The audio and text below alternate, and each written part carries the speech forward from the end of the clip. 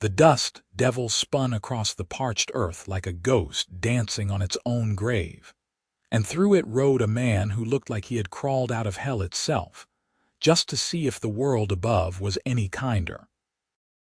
Austin Pierce sat astride a bay mare so thin her ribs showed through her dusty coat, both rider and horse sharing the same hollow-eyed exhaustion that spoke of weeks on the trail with nothing but hope and stubbornness keeping them upright. The afternoon sun beat down on Quartz Hill, California, with the relentless fury that only an August day in 1883 could deliver, turning the single dirt road into a ribbon of heat shimmer and broken dreams. Austin's throat felt like sandpaper as he guided his mare toward the only thing resembling civilization he had seen in 3 days, a collection of weathered buildings that barely qualified as a town. His hat, once black but now faded to a dusty gray, sat low on his brow, shielding eyes the color of winter sky from the glare. He had nothing to his name except the clothes on his back, worn boots that had seen better years, and the horse beneath him that he loved more than he had loved anything in his 24 years of living. Everything else had been lost in a poker game gone wrong in Nevada, a game that had turned violent when Austin refused to cheat alongside men who thought honor was something you sold for the right price. He had ridden away from that town with bullets singing past his ears and a promise to himself that he would never again trust a friendly face offering easy money. Now, as he approached Quartz Hill, he was not looking for charity or sympathy, just honest work and a chance to start over with nothing but his own 2 hands and whatever grit he had left in his soul. The town consisted of perhaps 20 buildings clustered around a main street that ran north to south, with the obligatory saloon, general store, and what looked like a boarding house. But what caught Austin's attention was the ranch visible just beyond the town limits, a sprawling property with decent fencing, and a barn that looked sturdy enough to have been built by someone who knew what they were doing. A hand-painted sign swung gently in the hot breeze, reading Russet Ranch in letters that had begun to fade but still held their dignity. Austin's stomach growled painfully, reminding him that the last meal he had eaten was a rabbit he had caught 2 days prior. He considered stopping at the saloon but knew better than to walk into such a place looking like a beggar. Instead, he guided his mare toward the general store, thinking perhaps he could trade some work for supplies, though he had no idea what work he could offer in his current state. As he dismounted, his legs nearly buckled beneath him, and he had to grip the hitching post to keep from falling. The mare whinnied softly, nuzzling his shoulder with concern, and he patted her neck with a trembling hand. "I know, girl," he murmured. "I will get you water and feed soon, I promise." The door to the general store opened, and a woman stepped out, her arms full of supplies wrapped in brown paper. She was perhaps 22 or 23, with hair the color of autumn chestnuts pulled back in a practical braid that hung down her back. Her dress was simple calico, faded from washing but clean and mended with care. What struck Austin most were her eyes, a clear green that seemed to see straight through his dust-covered exterior to the desperate man beneath. Natalie Russet had been running her family's ranch for 3 years, ever since her father had died of pneumonia, and her mother had followed 6 months later, some said of a broken heart. She had learned to read men quickly in those years, to distinguish between those who would work hard and those who would take advantage of a woman alone. This stranger looked like he had been chewed up by life and spit back out, but there was something in the way he stood, despite his obvious exhaustion, that spoke of pride not yet broken. "Your horse needs water," she said, her voice direct but not unkind. Austin straightened, trying to summon whatever dignity he had left. "Yes, madam. I was hoping to find work in exchange for supplies. I am good with horses, decent with cattle, and I can fix just about anything that is broken." Natalie studied him for a long moment, weighing options in her mind. She had been managing the ranch alone, with the help of one aging ranch hand named Thomas, who was more hindrance than help these days, his arthritis making even simple tasks painful. The ranch was small by California standards, maybe 300 acres, but it was hers, and she had fought tooth and nail to keep it running despite the bank's interest in foreclosing and her neighbor's certainty that a woman could not manage such things. "You have references?" she asked, though she already knew the answer. Austin shook his head. "No, madam, I have nothing but my word, and I know that does not count for much from a stranger, but I will work harder than any man you have ever employed, and I will not steal from you or cause you trouble. That is all I can offer." There was something in his voice, a raw honesty that cut through Natalie's usual caution.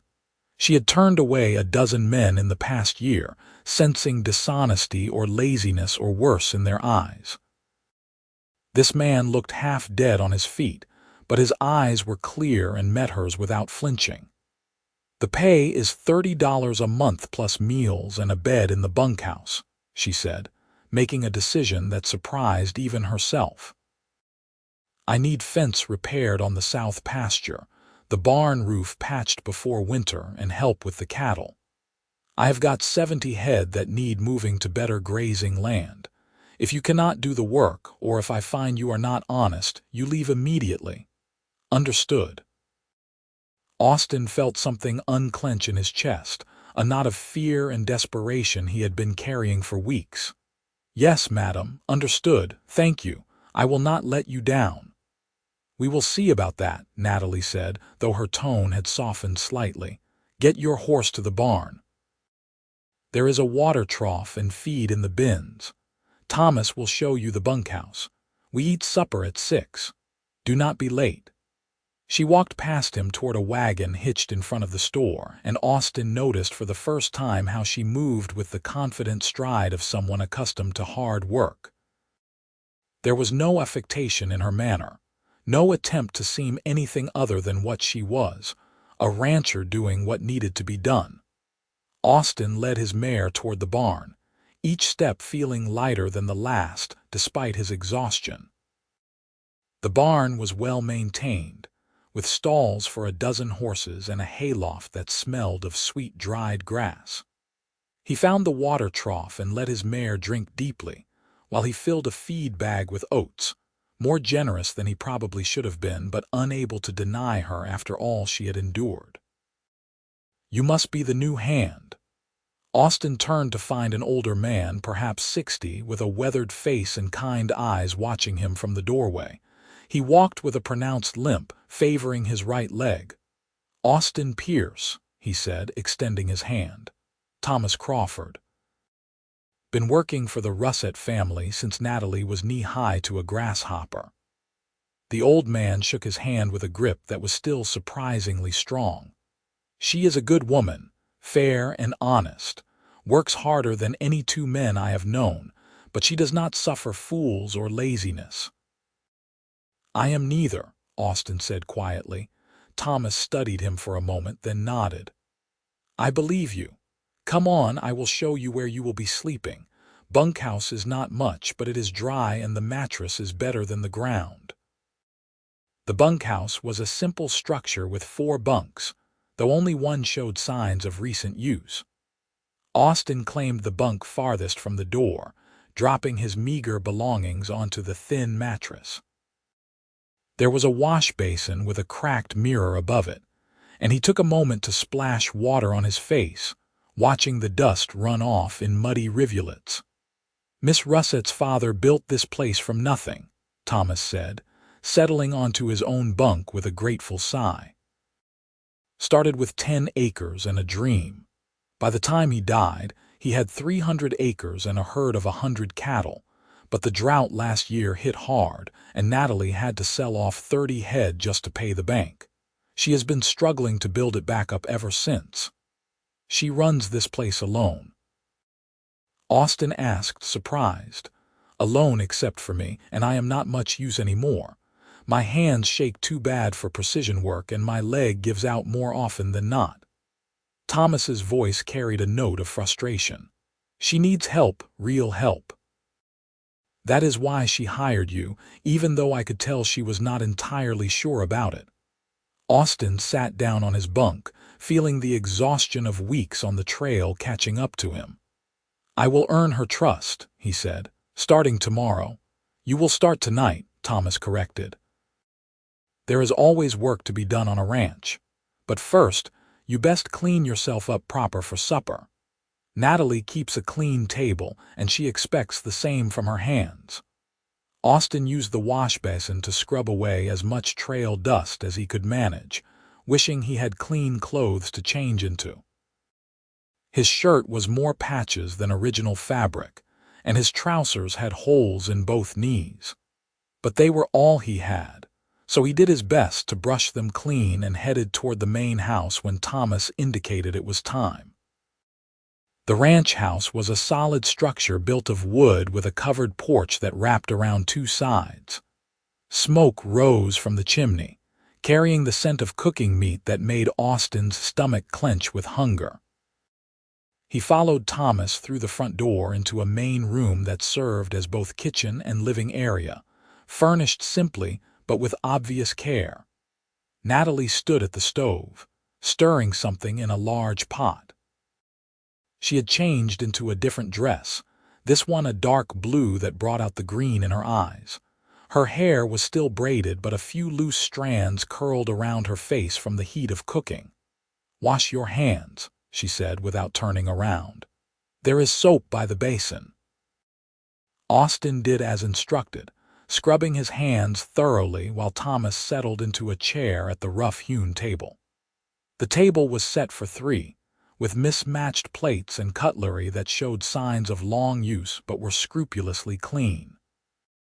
Natalie brought the pot to the table, ladling out generous portions of beef stew thick with vegetables. There was fresh bread still warm from the oven and butter that she must have churned herself. Austin's mouth watered at the sight of it, but he waited until Natalie sat down before reaching for his spoon. "We say grace in this house," Natalie said, and Austin quickly lowered his spoon, bowing his head as she spoke a simple prayer of thanks. When she finished, she looked up at him with an expression he could not quite read. "Eat. You look like you have not had a decent meal in weeks." Austin did not need to be told twice. The stew was the best thing he had tasted in longer than he could remember. Rich and savory with tender chunks of beef and vegetables cooked until they melted in his mouth. He forced himself to eat slowly, knowing his shrunken stomach would rebel if he ate too quickly, but it took every ounce of willpower he possessed. "Where are you from?" Natalie asked, breaking the silence that had fallen over the table. "Montana originally," Austin said between bites. "Worked on my family's ranch until I was 20. Then my father died, and my older brother inherited everything. We did not see eye to eye on how things should be run, so I left. Spent the last 4 years working ranches across Wyoming and Nevada." "Why did you arrive here with nothing?" The question was direct, almost challenging. Austin met her gaze steadily. "I made the mistake of trusting the wrong men in a card game. When I would not go along with their cheating, they took exception to it. I left town fast and light, taking only what I could carry." "You gamble." There was disapproval in her voice. "Not anymore," Austin said firmly. "I learned my lesson. I am done with cards and whiskey and anything else that clouds a man's judgment." Natalie studied him for a long moment as if weighing the truth of his words. Finally, she nodded. "See that you are. I will not have drinking or gambling on my ranch. If you want to waste your wages in town, that is your business, but you do it on your own time and you show up for work sober and ready." "Yes, madam." They ate in silence for a few more minutes before Thomas spoke up. Austin here says he is good with horses. We could use someone to work with that new mare we got from the Hendersons. She has got spirit but no training." Natalie's expression brightened slightly. "Can you break horses without breaking their spirit?" "I can," Austin said. "My father taught me that a good horse is a partner, not a slave. You treat them right, earn their trust, and they will give you everything they have." "Show me tomorrow," Natalie said. "If you can gentle that mare, I will know you are worth keeping around." After supper, Austin helped clean the dishes despite Natalie's initial protest. He could see the surprise in her eyes when he insisted, carefully washing each plate and pot while she dried and put them away. It was a small thing, but he sensed it mattered to her, this willingness to do work that many men would have considered beneath them. That night, lying on his bunk in the darkness, Austin listened to Thomas's gentle snoring and thought about the strange turn his life had taken. 24 hours ago, he had been riding through the desert with no destination in mind, wondering if he would die of thirst or starvation before he found civilization. Now he had a job, a roof over his head, and the promise of regular meals. More than that, he had a chance to prove himself, to build something worth having. He thought of Natalie, the way her green eyes had studied him with such intensity, looking for the measure of his character. She was unlike any woman he had ever met, tough and independent in a way that was born of necessity rather than choice. He found himself wanting to prove himself to her, not just as a hired hand, but as a man worthy of respect. Sleep came slowly, but when it did, it was the deepest rest he had known in weeks. The rooster's crow woke him before dawn, and Austin rose quickly, splashing cold water on his face to chase away the lingering fog of sleep. He dressed in the same worn clothes and made his way to the barn, where he found Natalie already at work mucking out stalls. "You are up early," she said, barely glancing at him. "Ranch work starts at dawn," Austin replied, grabbing a pitchfork from the wall. "Where do you want me?" Natalie paused in her work, studying him with that same intense gaze. "Finish the stalls. Then feed and water all the horses. After breakfast, I want you to take a look at that mare Thomas mentioned."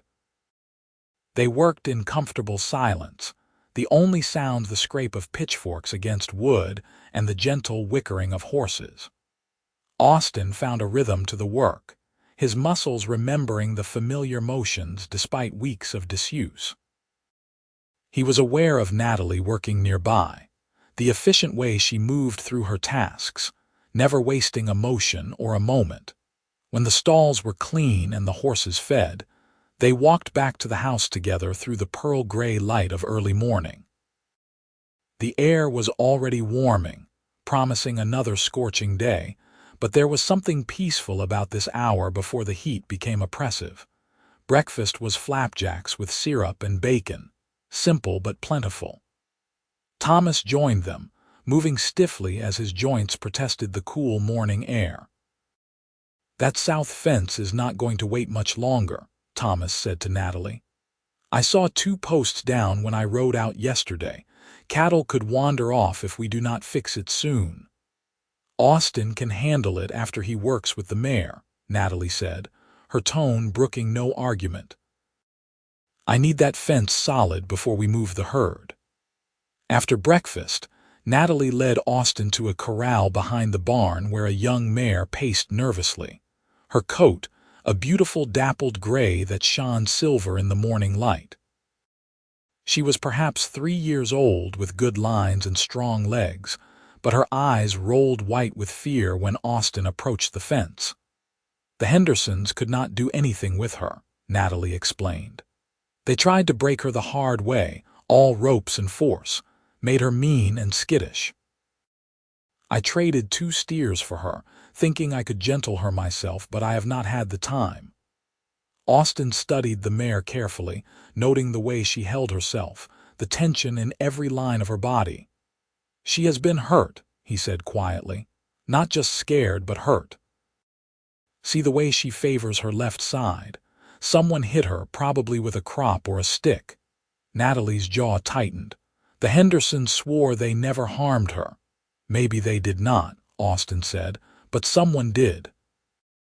He climbed over the fence slowly, moving with deliberate calm, and stood in the center of the corral without approaching the mare. She watched him warily, snorting and tossing her head. Austin began to speak, his voice low and steady, a gentle murmur that carried no threat. He did not move toward her, just stood there talking about nothing in particular, letting her get used to his presence. Minutes passed, then half an hour, and still he stood there, patient and unhurried. Natalie watched from outside the fence, fascinated despite herself. She had seen men try to break horses before, always with ropes and hobbles and force. This was something different entirely, a kind of conversation without words. Gradually, the mare's tension began to ease. Her ears, which had been pinned back in fear and anger, swiveled forward to catch the sound of Austin's voice. She stopped pacing and stood still, watching him with less panic in her eyes. Only then did Austin move, taking a single slow step toward her. The mare tensed, but did not bolt. He took another step, still talking in that same calm voice, and another. When he was within arm's reach, he stopped and waited, letting her make the decision to close the final distance. It took another 20 minutes, but finally, the mare stretched out her neck and sniffed his outstretched hand. Austin stood perfectly still, letting her investigate, letting her learn that he meant no harm. When she allowed him to touch her neck, stroking gently along the line of her mane, Natalie felt something shift in her chest, a recognition of skill and patience that was rare and valuable. By mid-morning, Austin had the mare accepting his touch all over her body, even the places where she had flinched away before. He found the scars, old welts along her ribs and flanks that spoke of brutal treatment, and his jaw tightened with anger at whoever had done this to such a beautiful animal. "She will need time," he said when he finally left the corral, his shirt soaked with sweat. "But she will come around. She is smart and willing, just scared. A few weeks of patient work and she will be one of the best horses you have ever owned." Natalie nodded, unable to quite hide the approval in her eyes. "That was well done. I have never seen anyone gentle a horse like that." "My father believed animals deserved respect," Austin said. "He taught me that force only creates fear, but patience creates partnership." "He sounds like he was a good man." "He was the best man I have ever known." They stood there in the morning sun, and for a moment, something passed between them, an understanding that went deeper than words. Then Natalie cleared her throat and stepped back. "The fence will not fix itself," she said, her voice brisk again. "Thomas will show you where the posts and wire are stored. I expect it done before supper." Austin spent the rest of the day in the blazing heat, digging post holes in soil baked hard as concrete and stretching new wire until his hands were raw. It was brutal work, made worse by his weakened condition, but he pushed through it with stubborn determination. He had promised to work harder than any man she had ever employed, and he intended to keep that promise. When he finally returned to the ranch house as the sun was setting, his shirt was plastered to his back with sweat, and his hands were bleeding from a dozen small cuts. Natalie took one look at him and pointed to the wash basin. "Clean those cuts before infection sets in," she ordered, disappearing into the house and returning with a small tin of salve. "Let me see your hands." Austin held them out, embarrassed by their condition but unable to refuse. Natalie's touch was gentle but efficient as she cleaned each cut and applied the salve, her fingers cool against his sun-heated skin. "You did not have to finish the whole fence in one day," she said, not looking up from her work. "I would have given you 2 days for that job." I gave you my word I would work hard, Austin replied. I meant it. Natalie finished bandaging his hands and stepped back, her expression unreadable. You keep working like this, you will kill yourself before the month is out. I will be fine. I just need to build my strength back up. See that you do. But there was something in her voice, a note of concern that had not been there before. Over the following days and weeks, Austin settled into the rhythm of ranch life. He rose before dawn to help with the morning chores, spent his days mending fences, tending cattle, and working with the horses, especially the dappled mare he had named Silver for her beautiful coat. Slowly, his body regained the strength and muscle he had lost during his weeks on the trail. His hands grew calloused again, and the hollow look left his eyes. Natalie watched his transformation with something approaching wonder. She had hired men before, drifters who stayed a few weeks before moving on or proving themselves unreliable. Austin was different. He worked with a quiet intensity that never flagged, never complained, and never asked for more than he had been promised. More than that, he had a way with the animals that was almost magical. The horses gentled under his touch, and even the ornery old bull that had terrorized Thomas for months seemed to calm in Austin's presence. But it was the small things that truly won her over. The way he always offered to help with dishes after supper. The time she found him repairing the porch steps without being asked, simply because he had noticed they were loose. The morning she woke to find he had already fed the chickens and collected the eggs, chores that were technically her responsibility, but that he had taken on without mentioning it. They began to talk during the long evenings after supper, sitting on the porch while the desert cooled around them. Austin told her about growing up in Montana, about the brother who had inherited everything and squandered it on whiskey and poor decisions. Natalie talked about her parents, the way her father had taught her everything he knew about ranching, treating her like the son he had never had.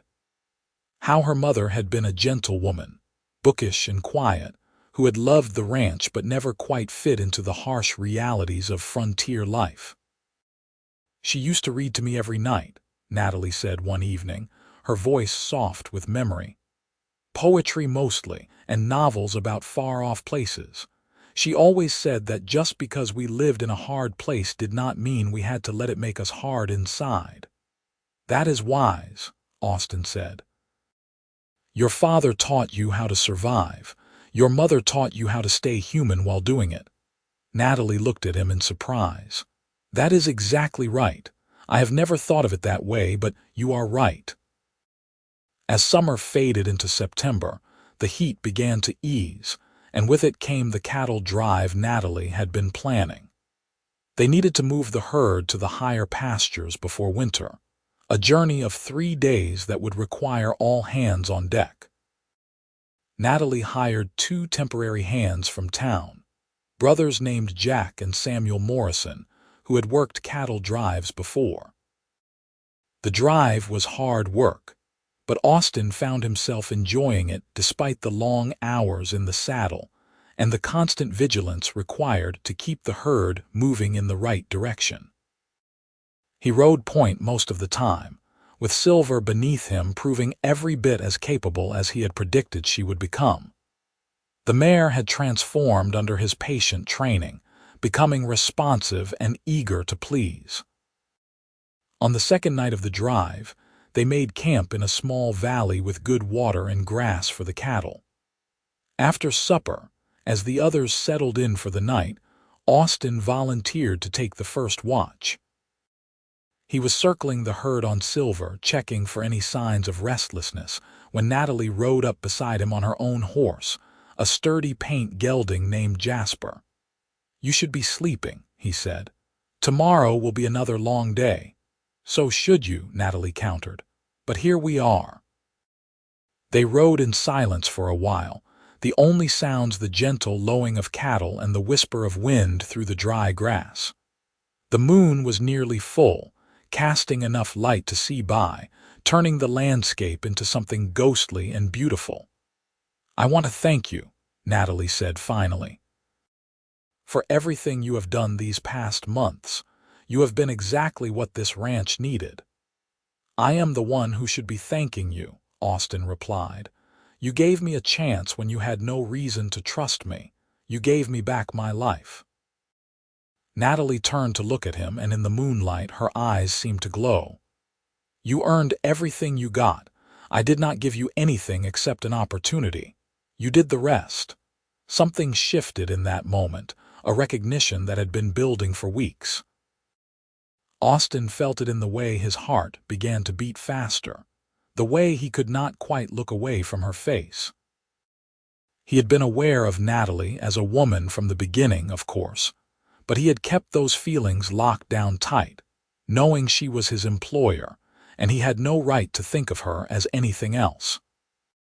But now, under the vast canopy of stars with nothing between them but honesty and hard-earned respect, those barriers began to crumble. "Natalie," he began, not even sure what he wanted to say. "Do not," she interrupted, her voice barely above a whisper. "Do not say something we will both regret come morning." "Why would we regret it?" "Because you work for me. Because this ranch is all I have, and I cannot afford to lose a good hand over complications of the heart. Because I am scared, Austin. I am scared of wanting something I cannot have." Austin reached out and gently took her hand, feeling her tremble at the contact. "Who says you cannot have it?" "Life says. Experience says. Every hard lesson I have learned since my parents died says that a woman in my position cannot afford softness or sentiment. I have to be strong, have to be practical, or I will lose everything." "Being strong and being alone are not the same thing," Austin said softly. "And wanting something good, something real, is not weakness. It is human." Natalie looked down at their joined hands, and Austin saw the war being waged behind her eyes, practicality fighting with desire, fear struggling against hope. "I do not know how to do this," she whispered. "I have spent so long building walls around myself. I do not know how to let them down." "Then we will figure it out together," Austin said. "No rush, no pressure. Just honest feelings between two people who respect each other." She looked up at him then, and Austin saw tears glimmering in her eyes, though she blinked them back with fierce determination. "If we do this, if we try this, you have to promise me something. Anything. Promise me you will not leave when things get hard. Promise me this is not just the romance of a cattle drive under the stars. Promise me you mean it, whatever it is that you are feeling." Austin brought her hand to his lips and kissed it gently. "I promise you, Natalie Russet, that I am not going anywhere. I have spent 4 years drifting from place to place, never finding anywhere that felt like home. But this ranch, this life, this feels like home. This feels like exactly where I am supposed to be." Natalie let out a shaky breath, and then she was leaning toward him, and he was leaning toward her, and their lips met in a kiss that was tentative at first but quickly deepened into something powerful and true. Austin felt like he was falling and flying at the same time, every nerve in his body alive with the rightness of this moment. When they finally pulled apart, both breathing hard, Natalie laughed, the sound surprised and joyful. "What have we done?" "Started something worth keeping," Austin said, grinning. They finished the watch together, riding side by side, sometimes talking, sometimes silent, but always aware of each other in a way that was brand new and terrifying and wonderful all at once. The next morning, the Morrison brothers noticed the change immediately. The way Austin and Natalie kept stealing glances at each other, the way they seemed to orbit closer together than before. Jack Morrison, the older of the two brothers, grinned knowingly but said nothing, while Samuel just shook his head in amusement. The rest of the drive passed smoothly, and by the time they returned to the ranch, the herd safely settled in their new pasture, Austin felt like a different man than the one who had ridden into Quartz Hill 3 months before.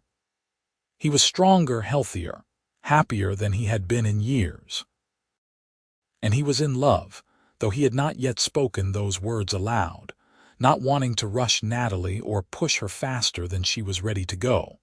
But the feelings were there, undeniable and growing stronger every day. He loved the way she laughed, rare as it was but beautiful when it happened. He loved her strength and her stubbornness, the way she refused to let the world tell her what she could or could not do. He loved how she cared for every animal on the ranch, treating them with the same respect she demanded for herself. He loved the way she looked in the morning with the sun in her hair, and the way she looked in the evening with firelight dancing across her face. He loved her, simple and complete, and forever. October brought cooler temperatures and the first hints of the changing season. Austin spent his days preparing the ranch for winter, repairing the barn roof, checking the integrity of every structure, and ensuring they had adequate supplies laid in. Thomas, who had been watching the developing romance with approval, began to make himself scarce in the evenings, giving the young couple privacy to explore their growing feelings. One evening in late October, as Austin and Natalie sat on the porch watching the sunset paint the sky in shades of orange and purple, she reached over and took his hand. "I have been thinking," she said carefully, "about the future, about what I want." Austin's heart began to beat faster. "And what do you want?" "I want this ranch to thrive. I want to build something lasting, something that will endure beyond my lifetime." She paused, gathering courage. "And I want to do it with someone by my side, not just a hired hand but a partner, someone who loves this land as much as I do. Someone who understands what it takes to make a life out here." "Natalie," Austin said, turning to face her fully, "are you saying what I think you are saying?" She met his gaze steadily, though he could see the vulnerability in her eyes. "I am saying that I love you, Austin Pierce. I have loved you for weeks now, maybe longer. I am saying that when I think about the future, the only future I can imagine is one with you in it. I am saying that if you want it, if you truly want it, I would like you to be not just my ranch hand but my husband." Austin felt his breath catch in his throat, emotion welling up so strong it threatened to overwhelm him. "Natalie, are you proposing to me?" A smile tugged at the corner of her lips. "I suppose I am. Is that so strange?" "It is wonderful," Austin said, laughing and pulling her into his arms. "And yes, yes, 1,000 times yes. I want nothing more than to spend the rest of my life with you, building this ranch, building a family, building a future together." They kissed then, deep and passionate, sealing their promise to each other under the vast California sky. When they finally pulled apart, both were grinning like fools, happiness radiating from every pore. "We should probably make it official," Natalie said, suddenly practical again. "There is a preacher who comes through Quartz Hill once a month. He will be here next week. We could have a simple ceremony, nothing fancy, just us and Thomas and maybe a few folks from town." "Nothing fancy sounds perfect," Austin agreed. "I do not need anything except you and the promise we are making to each other." The week passed in a blur of preparation. Natalie made a new dress, pale green cotton that brought out the color of her eyes, while Austin borrowed a proper suit from Thomas, who had kept his wedding clothes carefully preserved from his own marriage 40 years before. The pants were a bit short and the jacket a bit wide, but it was better than anything Austin owned, and he was grateful for the loan. The ceremony took place in the small church in Quartz Hill on a sunny November morning. The preacher, a kindly man named Reverend Walsh, spoke about the sanctity of marriage and the importance of partnership in the hard life of the frontier. Thomas stood up as Austin's witness, while Mrs. Henderson from the general store stood for Natalie, having known her since she was a girl. when Austin slipped the simple gold band onto Natalie's finger, a ring they had purchased together from the jeweler in town. His hand trembled with emotion. And when she placed a matching band on his finger, he felt the weight of it like an anchor, grounding him to this place, this woman, this life he had found. "I now pronounce you husband and wife," Reverend Walsh said with a smile. "You may kiss your bride." Austin did not need to be told twice. He pulled Natalie into his arms and kissed her with all the love and promise he felt in his heart.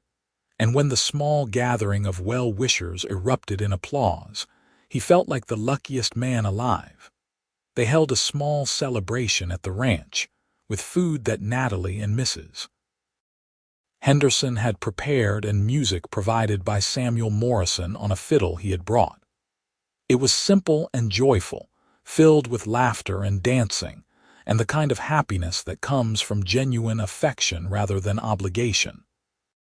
As the sun set and the guests began to depart, Austin and Natalie stood together on their porch, watching the last colors fade from the sky. They were husband and wife now, bound together legally and spiritually, and the future stretched out before them full of possibility. That night, in the privacy of their bedroom, the room that had been Natalie's alone but was now theirs to share, they came together with tenderness and passion, learning each other's bodies with the same patience and care Austin had shown with Silver. It was beautiful and awkward and perfect all at once, two people who had found each other against all odds, creating something new and precious in the darkness. Winter came to Quartz Hill with surprising gentleness that year. The rains were adequate but not excessive, and the temperatures stayed mild enough that the cattle thrived in their higher pastures.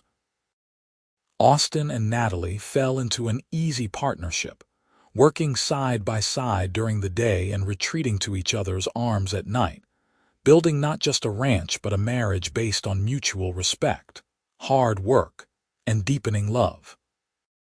Thomas, seeing how happy they both were, began to talk seriously about retiring. "I am getting too old for this work," he said one evening over supper.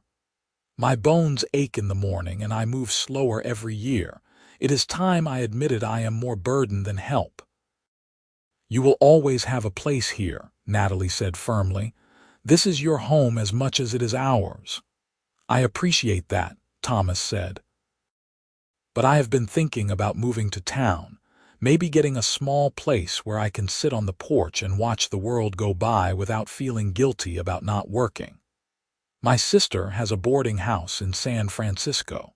She has been asking me to come stay with her for years." "If that is what you want, we will help you any way we can," Austin said. "But know that we would be honored if you chose to stay."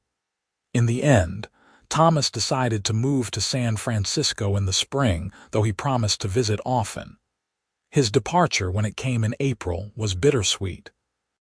He had been part of the ranch for so long that it seemed strange without him, but he left with good wishes and the promise of letters to keep them connected. With Thomas gone, Austin and Natalie were truly alone on the ranch for the first time. They hired occasional help for major projects like the cattle drives, but mostly they managed on their own, working from dawn until dusk, building their dream together one fence post and one calf at a time. In late May, Natalie began to feel ill in the mornings, a persistent queasiness that she initially attributed to something she had eaten. But when the feeling persisted for weeks and her monthly courses failed to arrive, she began to suspect the truth. She waited to be certain before telling Austin, wanting to be absolutely sure before raising his hopes. When she finally confirmed her suspicions with the doctor in town, she returned to the ranch with her heart pounding, uncertain how Austin would react. They had talked about children in the abstract, agreeing they wanted a family someday, but someday had arrived much sooner than either of them had anticipated. She found him in the barn, working with a new colt they had purchased from a breeder in Sacramento. He looked up when she entered, and his face immediately creased with concern at her expression. "What is wrong?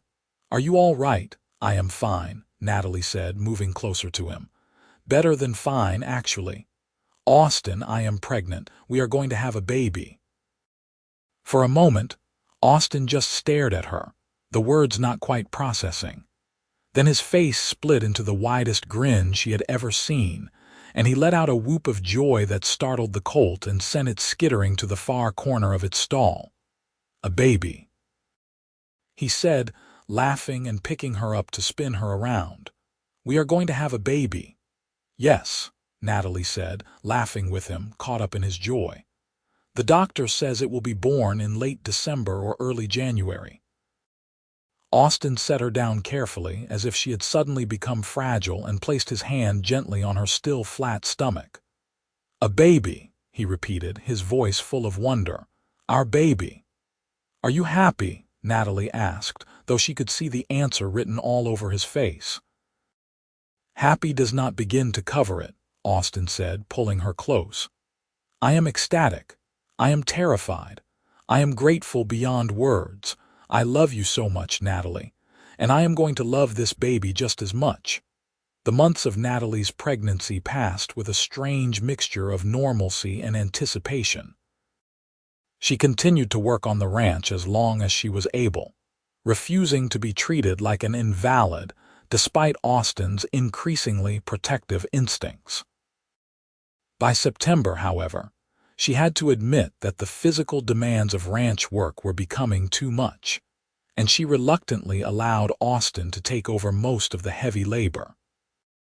Austin hired a young man named Robert Chen, the son of Chinese immigrants who had settled in California after working on the railroad.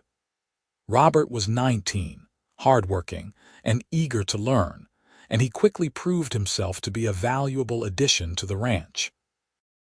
His presence allowed Austin to focus more attention on Natalie as her pregnancy progressed, ensuring she had everything she needed. In December, as Natalie's due date approached, Mrs. Henderson came to stay at the ranch, bringing her experience as a midwife and her calm, no-nonsense presence. She set up in the spare room and began preparing for the birth with the same efficiency she brought to everything else. The baby came on a cold January night, just 3 days into the new year of 1885. Natalie's labor was long and difficult, lasting nearly 20 hours, and there were moments when Austin, pacing frantically outside the bedroom door, feared he would lose both his wife and his child. But Natalie was strong, drawing on reserves of strength and determination that seemed bottomless, and just as dawn was breaking, the baby finally arrived. "It is a boy," Mrs. Henderson announced, carrying the squalling infant to the basin to clean him. "A big, healthy boy with a good set of lungs." Austin was allowed into the room then, and he went straight to Natalie, who lay exhausted but radiant against the pillows. "Are you all right?" he asked, brushing damp hair back from her forehead. "I am wonderful," she said, her voice hoarse but happy. "Where is our son, Mrs.?" Henderson brought the baby, now cleaned and wrapped in soft blankets, and placed him in Natalie's arms. Austin got his first real look at his son and felt his heart expand in ways he had not known were possible. The baby had a shock of dark hair and eyes that would probably turn the same blue as Austin's, and tiny perfect fingers that gripped Natalie's thumb with surprising strength. "He is perfect," Austin whispered, tears streaming down his face without shame. "Absolutely perfect." "What should we name him?" Natalie asked, looking up at her husband with tired but joyful eyes. They had discussed names during the pregnancy but had never quite settled on one. Now, looking at his son, Austin thought of his own father, the man who had taught him everything about honor and hard work and treating others with respect. "What about Andrew?" he suggested. "Andrew Pierce. We could call him Drew." Natalie smiled, testing the name. "Andrew Pierce, I like it." "Hello, Andrew. Welcome to the world, little one." The first months of Andrew's life were exhausting and wonderful in equal measure. He was a hungry baby, demanding to be fed every few hours, and his lungs were indeed powerful, filling the ranch house with his cries whenever he was displeased. But he was also beautiful and perfect, and both Austin and Natalie fell completely in love with him. As Andrew grew, he began to show signs of having inherited the best qualities of both his parents. He had Natalie's green eyes and her stubborn determination, but he had Austin's easy smile and calm temperament. By his first birthday, he was walking and getting into everything, keeping his parents constantly on their toes. The ranch continued to thrive under Austin and Natalie's joint management. They expanded gradually, purchasing additional acreage from a neighboring rancher who was retiring, and increasing their herd to 200 head of cattle. Austin proved to have a gift for business as well as ranching, negotiating favorable prices for their beef and establishing relationships with buyers as far away as San Francisco. When Andrew was 3 years old, Natalie became pregnant again, and this time the pregnancy was easier, though the birth was no less intense. Their second child, a daughter they named Amelia, arrived in the spring of 1888, and she completed their family in a way that felt absolutely right. Amelia was different from Andrew in every way. Where he had been calm and easy, she was fierce and demanding. Where he had slept peacefully, she fought sleep like an enemy. But she was also loving and bright, with a laugh that could light up the darkest day and a curiosity about everything around her. As the years passed, Austin and Natalie built not just a successful ranch but a true home. They added onto the house, creating more bedrooms and a proper parlor where Natalie could display the books her mother had loved, and where the family could gather on cold evenings. They planted an orchard, filling it with apple and peach trees that would provide fruit for decades to come. They built a small schoolhouse on the property and hired a teacher to educate Andrew and Amelia along with a few children from neighboring ranches, believing that education was as important as any other skill they could teach their children. The children grew up strong and capable, learning to ride almost before they could walk, learning to rope and brand and all the other skills necessary for ranch life. But they also learned kindness and fairness, the values that Austin and Natalie held most dear. Andrew became a gentle giant of a boy, tall and strong but with his father's gift for working with animals. Amelia developed her mother's head for business, able to calculate profits and losses in her head faster than most adults could do with pencil and paper. In 1895, when Andrew was 10 and Amelia was 7, Austin made a trip to town and returned with a surprise. He had purchased a printing press and several boxes of books, turning one of the outbuildings into a small library. "Your mother used to read to me," Austin explained to the children that evening. "Poetry and stories about far-off places. She said that just because we lived in a hard place did not mean we had to let it make us hard inside. I want you to have that same gift, the ability to travel anywhere in your imagination, to understand people and places you may never see in person." Natalie, watching him unveil the library to their children's delighted exclamations, felt her love for him deepen even further. After more than a decade of marriage, he could still surprise her, still show her new depths of thoughtfulness and care. That night, as they lay in bed with the moonlight streaming through the window, Natalie turned to Austin and traced the lines of his face, now weathered by years of sun and wind but still achingly dear to her. "You ever think about that day you rode into town?" she asked. "When you had nothing but a horse and hope." Austin smiled, pulling her closer. "I think about it all the time. I think about how close I came to riding past Quartz Hill entirely, to giving up and just letting the desert take me. I think about how lucky I am that I did not. I think about it too, Natalie said. I think about how close I came to turning you away, to being too scared or too practical to take a chance on a stranger. What would my life have been like if I had? Quieter, Austin teased. No screaming babies, no toys scattered everywhere, no constant worry about whether the children are getting into mischief. Emptier, Natalie corrected. Lonelier, smaller. You gave me everything, Austin. A partner, a family, a future I never dared to dream about when I was alone trying to keep this ranch running. You gave me everything too, Austin said seriously. A home, a purpose, love beyond anything I imagined possible. You saw something in me worth believing in when I was at my lowest point. You gave me a chance that changed my entire life. We changed each other's lives, Natalie said, kissing him softly. And I would not change a single moment of it. As the new century approached, the ranch continued to flourish.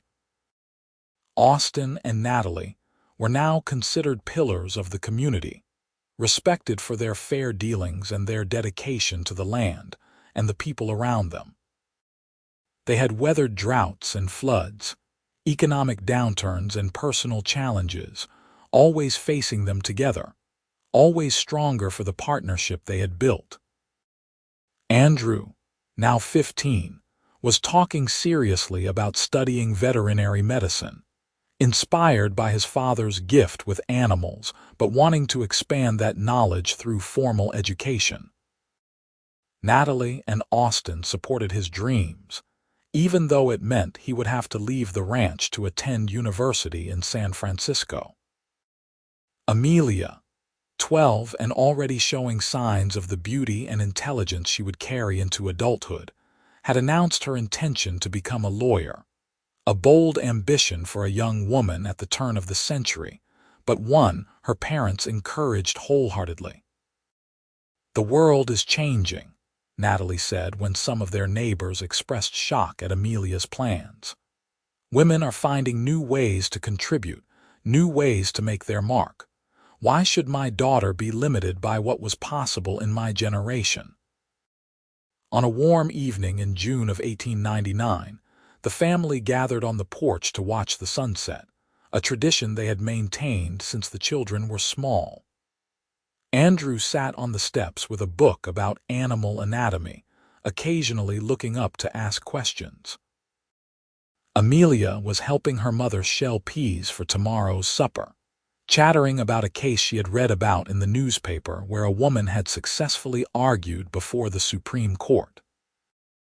Austin sat in the rocking chair he had built years ago. Silver's granddaughter, a beautiful mare named Quicksilver, grazing peacefully in the nearby pasture. He looked at his family, at the ranch stretching out around them in the golden light of evening, and felt a profound sense of gratitude and contentment. "What are you thinking about?" Natalie asked, noticing the expression on his face. "I am thinking about how blessed I am," Austin said. "About how that day I rode into Quartz Hill with nothing but a horse and a prayer. I had no idea I was riding toward everything I would ever want or need. I was looking for a job, for a chance to survive. Instead, I found a home, a partner, a family, a purpose. I found you." Natalie set aside the peas and came to sit on the arm of his chair, and he wrapped his arm around her waist, pulling her close. Andrew and Amelia looked at their parents with the mixture of affection and mild embarrassment that teenagers reserve for parental displays of affection, but neither protested. "I love you," Natalie said softly, for perhaps the 10,000th time in their marriage, but with no less sincerity than the first. "I love you too," Austin replied, as he always did, meaning it with every fiber of his being. As the sun dipped below the horizon and the first stars began to appear in the darkening sky, the Pierce family sat together in comfortable silence, bound by love and shared history, and the knowledge that whatever challenges the future might bring, they would face them together. The years continued to roll forward like the seasons, each bringing its own joys and sorrows, but none able to shake the foundation Austin and Natalie had built together. Andrew left for university in 1902, and though Natalie cried the day they put him on the train, she was also fiercely proud of the young man he had become. He returned home during summers and holidays, each time with more knowledge and confidence, and by 1906 he had earned his degree and opened a veterinary practice in Quartz Hill, serving the ranching community that had raised him. Amelia proved just as determined as she had always been. She was accepted to law school in 1905, one of only 3 women in her class, and she attacked her studies with the same fierce intelligence she brought to everything else. Letters from her were frequent and full of details about cases and classes and her growing passion for justice. In 1908, Andrew married a schoolteacher from Sacramento named Elizabeth, a kind woman with a gentle nature who fit seamlessly into the family. Their wedding was held on the ranch, with half the county in attendance, and Austin, watching his son exchange vows with his bride, remembered his own wedding day and felt the circle of life completing itself in beautiful ways. Amelia graduated from law school in 1909 and returned to California, setting up practice in Los Angeles where she specialized in property rights and contracts. She visited the ranch regularly, bringing tales of the city and the cases she was working on, her eyes bright with passion and purpose. For Austin and Natalie, now in their late 40s, life had settled into a comfortable rhythm. The ranch ran smoothly, managed with the expertise of decades of experience. They had hired good hands over the years, young men who reminded Austin of himself when he had first arrived, desperate for a chance and willing to work hard for it. He and Natalie treated them fairly, just as she had treated him, believing that respect and opportunity created loyalty far better than fear ever could. On their 20th wedding anniversary in 1904, Austin had surprised Natalie with a trip to San Francisco, their first real vacation in all their years together. They had stayed in a fine hotel, eaten at elegant restaurants, and attended the opera, something Natalie had always dreamed of experiencing. But after a week, they were both ready to return home, to the wide open spaces and the life they had built together. "I miss the quiet," Natalie had said as they rode back to the ranch in the wagon Austin had left at the train station. "I missed the smell of the land and the sound of the wind. The city is exciting, but it is not home." "Home is wherever you are," Austin had replied, taking her hand. "But I know what you mean. There is nowhere else I would rather be than right here with you on this land we have made ours." In 1910, Andrew and Elizabeth gave Austin and Natalie their first grandchild, a robust baby boy they named Austin after his grandfather. Holding his namesake for the first time, Austin felt emotions he thought he had exhausted years ago resurface with fresh intensity. This tiny person represented the continuation of everything he and Natalie had built, a new generation to carry forward the values and the dreams they had worked so hard to establish. "He has your eyes," Natalie said, standing beside him and looking down at the baby with a grandmother's adoration. "And your stubbornness, if his grip on my finger is any indication," Austin replied with a laugh. More grandchildren followed. Andrew and Elizabeth had 2 more children, girls they named Helen and Grace. Amelia, to everyone's surprise, married a fellow lawyer in 1912, a man named James Harrison who shared her passion for justice and her fierce intelligence. They had twin boys in 1914, naming them Robert and William, and the Pierce family continued to grow and thrive. As the world around them changed, As automobiles began to replace horses and electricity started to reach even rural areas like Quartz Hill, Austin and Natalie remained constant, anchors in a shifting world. They adapted when necessary, installing a telephone line and even purchasing a truck for ranch work, but they never lost sight of the core values that had guided them from the beginning. In the summer of 1920, the family gathered at the ranch for a reunion, the first time they had all been together in several years. Andrew and his family came from town. Amelia and her family made the journey from Los Angeles, and even Thomas, now 90 and frail but still sharp as a tack, traveled from San Francisco to join them. The ranch house, expanded multiple times over the years, was filled with laughter and conversation, with children running through the rooms and adults catching up on years of news. A long table had been set up outside under the shade trees Austin and Natalie had planted 30 years before, and it groaned under the weight of food prepared by multiple generations of Pierce women.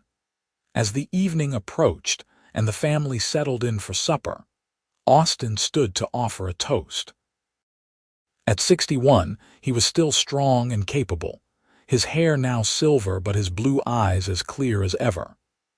Natalie sat beside him, her own hair streaked with gray but her beauty undiminished by time, at least in Austin's eyes. "I want to thank you all for coming," Austin said, his voice carrying easily over the assembled family. "Looking around this table at all of you, at the family Natalie and I have been blessed to create, I am overwhelmed with gratitude. 37 years ago, I rode into Quartz Hill with nothing but a horse and a whole lot of desperation. I was looking for work, for a meal, for a chance to survive another day. I had no idea that I was actually riding toward my destiny, toward the woman who would become my wife, my partner, my best friend, and the love of my life." Natalie reached for his hand, tears shining in her eyes. "This ranch, this family, this life we have built together, it is everything I never knew I needed," Austin continued. "And it all started because one brave woman was willing to take a chance on a stranger to see potential where others might have seen only risk. Natalie, you gave me everything. You gave me a home, a purpose, children and grandchildren who fill my heart to bursting. You gave me 36 years of love and partnership and joy I could never have imagined." "You gave me just as much," Natalie said, standing to join him. "You made me believe in partnership, in sharing burdens and joys equally. You showed me that strength does not mean being alone, that accepting help and offering love are not weaknesses, but the greatest strengths we possess. You have been the best husband, the best father, the best man I have ever known." They kissed then, to the applause and good-natured teasing of their assembled family, and Austin felt the same rush of love and rightness he had felt on their wedding day all those years ago. The reunion lasted for 3 days, filled with riding and storytelling and catching up. The grandchildren were fascinated by their grandparents' stories of the early days, of building the ranch from almost nothing, of the challenges they had faced and overcome. Young Austin, now 10 years old, followed his grandfather everywhere, asking endless questions about horses and ranching and life. "Grandpa, did you really ride into town with nothing?" he asked one afternoon as they walked the property together.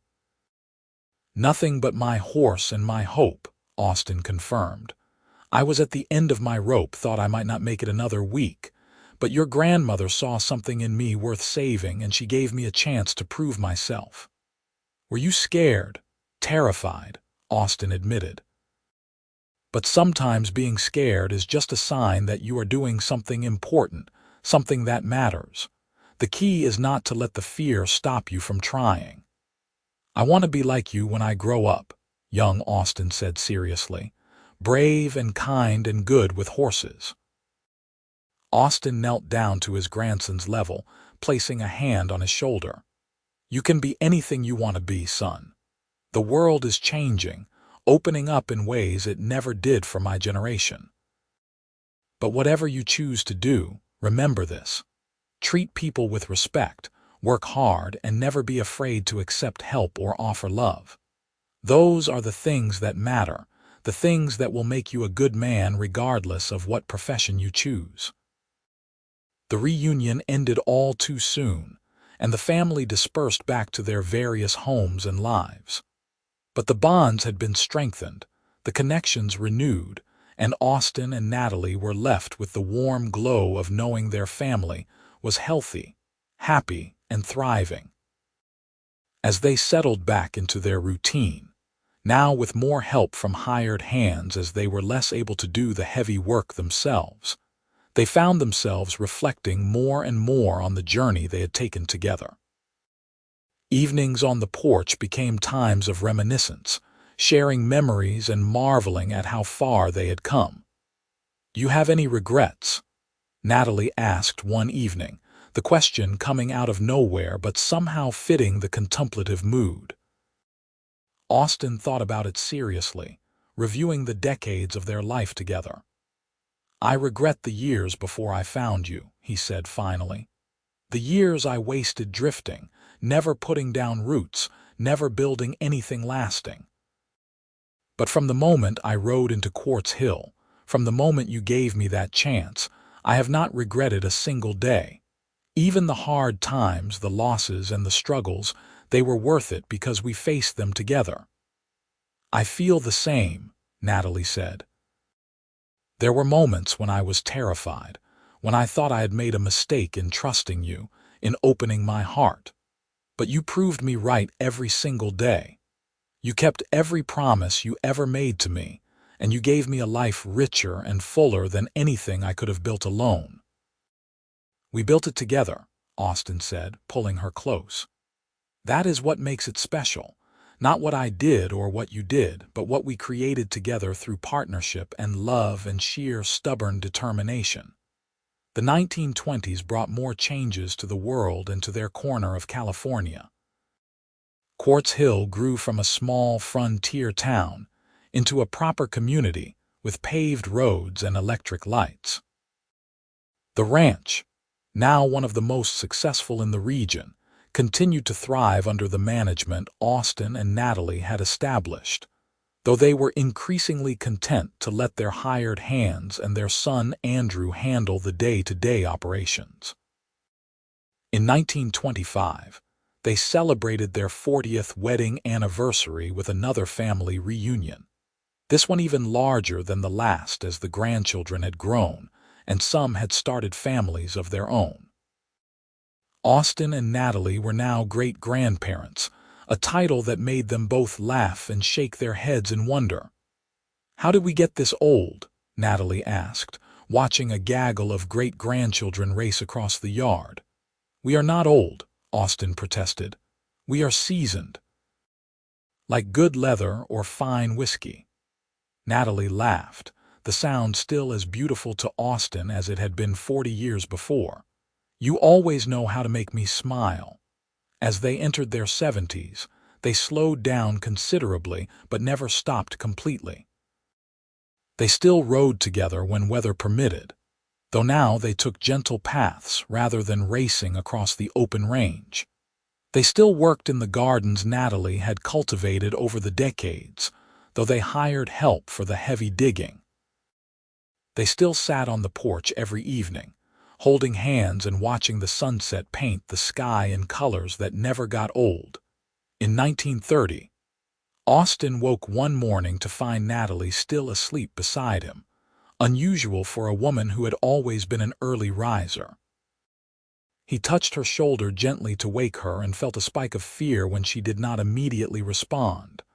But then her eyes fluttered open, and she smiled at him with such love that his fear dissolved into relief. "I am all right," she said, reading his expression. "Just tired. Getting old is exhausting."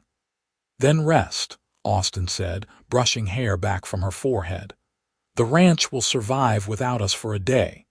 They spent that day in bed, talking and dozing and simply being together, something they had not done in years.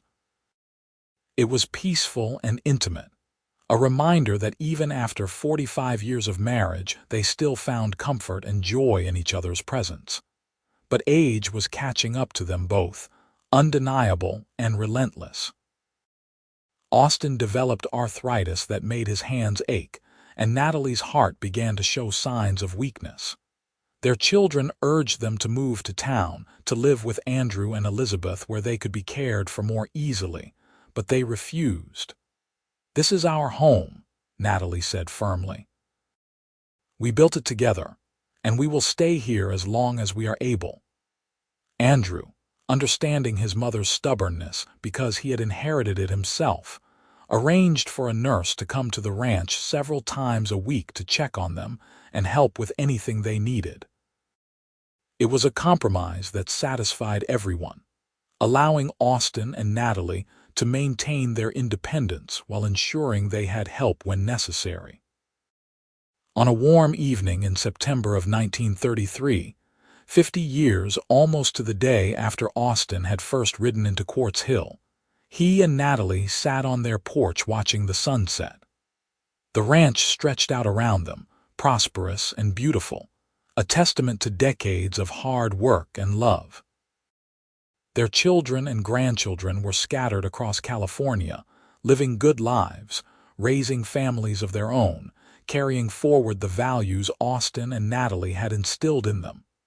50 years, Austin said, shaking his head in wonder. "Half a century since the day you changed my life." "We changed each other's lives," Natalie corrected, as she always did. "You gave me just as much as I gave you."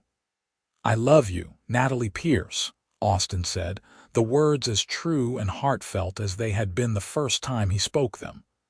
"I will love you until my last breath and beyond." "And I love you, Austin Pierce," Natalie replied, squeezing his hand. "Always and forever." They sat in comfortable silence as the sun sank below the horizon, painting the sky in shades of orange and pink and purple. The air was cool and sweet, carrying the scent of the land they had devoted their lives to cultivating. Somewhere in the distance, cattle lowed peacefully, and closer by, horses whinnied in their paddocks. "It has been a good life," Natalie said softly. "The best life," Austin agreed. "And it all started because you were brave enough to take a chance on a cowboy who arrived with nothing but a horse." "Best decision I ever made," Natalie said, leaning her head on his shoulder. They sat there until the stars came out, two people who had found each other against all odds and built something beautiful and lasting together. The years had been kind to them in the ways that mattered most, blessing them with love and family, and a sense of purpose that never wavered. Austin lived to be 82, passing peacefully in his sleep in 1941 with Natalie holding his hand. Natalie followed him just 6 months later, unable to imagine a life without her partner of 56 years. They were buried together on a hill overlooking the ranch they had built, under an oak tree they had planted on their 10th wedding anniversary. Their children and grandchildren and great-grandchildren continued to run the ranch, keeping it in the family for generations to come. The original homestead was preserved as it had been in Austin and Natalie's time, a museum to the love story that had started it all, when a desperate cowboy rode into town with nothing but a horse and hope, and a brave woman gave him a chance that changed both their lives forever. The legacy they left behind was not measured in acres or cattle or wealth, though they had accumulated all of those things. Their true legacy was in the example they set, of partnership and perseverance, of taking chances on people and believing in second opportunities, of building something lasting through hard work and unwavering love. It was a legacy that continued to inspire their descendants decades after they were gone, A reminder that sometimes the greatest treasures in life come from the simplest acts of courage and kindness, from being willing to see the potential in a stranger and give them the chance to become everything they were meant to be.